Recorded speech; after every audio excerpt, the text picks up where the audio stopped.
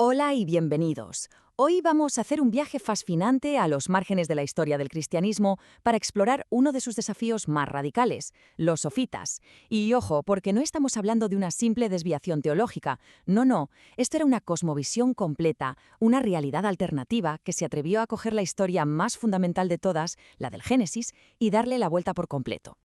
Vamos directos al grano, al corazón del asunto. Esta pregunta no es solo para llamar la atención, es literalmente la llave que nos abre el universo sófita. Plantea una inversión tan bestia que no es que cuestione una historia, es que dinamita los cimientos de la teología occidental sobre el pecado, la creación, Dios y la salvación. Es una pregunta que nos obliga a pararnos y pensar. Un momento, ¿y si el villano no era a quien creíamos? ¿Y si el libertador era el que siempre nos dijeron que era el malo? Bueno, pues en esta primera parte vamos a conocer a los sofitas y sobre todo vamos a analizar esa inversión teológica tan audaz que es su seña de identidad. Así que preparaos porque vamos a viajar a una época en la que el cristianismo todavía estaba, digamos, en construcción y donde ideas como esta luchaban por definir su futuro. Es que el nombre ya lo dice todo.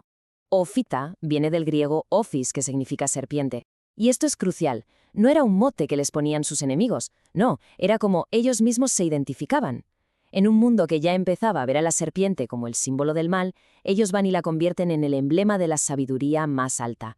Para ellos la serpiente no es un tentador, sino el primer enviado, el primer misionero a un mundo atrapado en la oscuridad.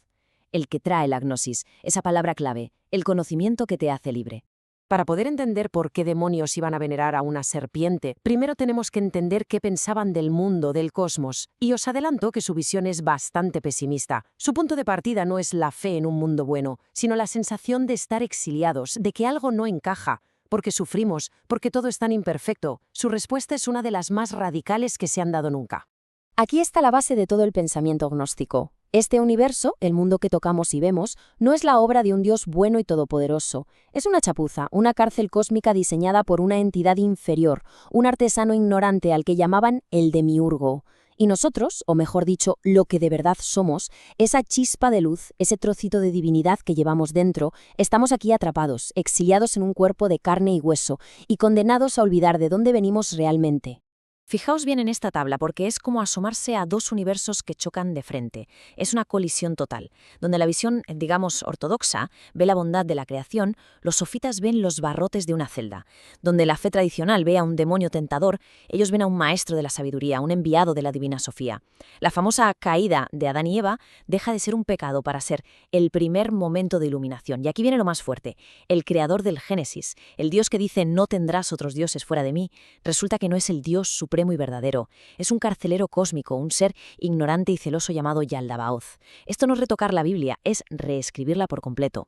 Vale, de acuerdo. Pero entonces, ¿de dónde sale este creador fallido, este Yaldabaoth? ¿Y cómo se lía la historia para que la serpiente, que era la mala malísima, se convierta en la protagonista de la salvación? Pues aquí es donde los sofitas despliegan una mitología cósmica que es, fascinante por lo compleja y trágica que es. La historia ofita es, en el fondo, una tragedia a escala cósmica. Todo empieza en el pléroma, la plenitud, un reino de luz perfecto donde vive un Dios al que ni siquiera podemos conocer. De ahí, una de sus emanaciones, Sofía, la sabiduría, por una especie de error o de pasión, cae de ese reino, y en su angustia, sola en la oscuridad, da a luz a una criatura imperfecta, Yaldabaoth. Este hijo hereda algo del poder de su madre, pero nada de su conocimiento. Así que, sin saber que hay algo por encima de él, se autoproclama el único Dios y se pone a crear este universo material y a los humanos como un reflejo torpe y distorsionado de ese mundo de luz que él ni siquiera sabe que existe. Y claro, Yaldabaoth no trabaja solo. Para gestionar su prisión, crea a estos 7 arcontes, que son como los gobernadores o los carceleros. Como veis en la tabla, cada uno controla una de las esferas de los planetas y encarna las fuerzas que nos atan aquí. El orgullo, la ley rígida, las pasiones, la codicia, la ira. Son los guardianes de las puertas de esta cárcel cósmica. Su trabajo es asegurarse de que cuando un alma deja el cuerpo, no pueda escapar y volver al pléroma. Y ojo, para los sofitas no eran conceptos abstractos, eran seres cósmicos reales que conspiraban activamente para mantenernos atrapados. Y aquí, justo aquí, es donde la historia da un giro de 180 grados. En este sistema, la serpiente es un agente de la resistencia. Es una enviada de la mismísima Sofía que, arrepentida de su error, busca ahora rescatar esas chispas de luz que Yaldabaoth, sin saberlo, metió dentro de los humanos. La serpiente es la primera misión de rescate. En ese sentido, es una figura salvadora, casi una especie de Cristo antes de Cristo, que viene a traer la luz del conocimiento a un mundo sumido en la ignorancia.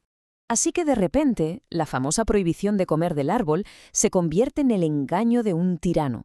Yaldabaoth no quería proteger a Adán y Eva, quería mantenerlos esclavizados en la ignorancia.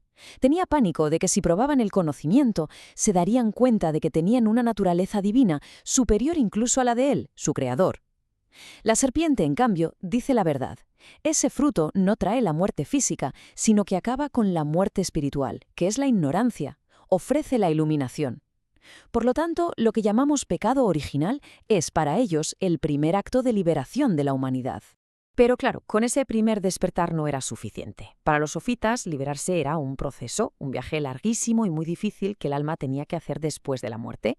Y para ese viaje necesitaba un mapa secreto, una especie de guía para atravesar los territorios hostiles controlados por los arcontes. Es súper importante que entendamos qué es esto de la gnosis. No es conocimiento de estudiar, de leer libros o de filosofía. Es una revelación directa, una experiencia que te transforma, un chispazo intuitivo que despierta al alma de su sueño. Es el momento en que una persona recuerda quién es de verdad, una luz divina exiliada.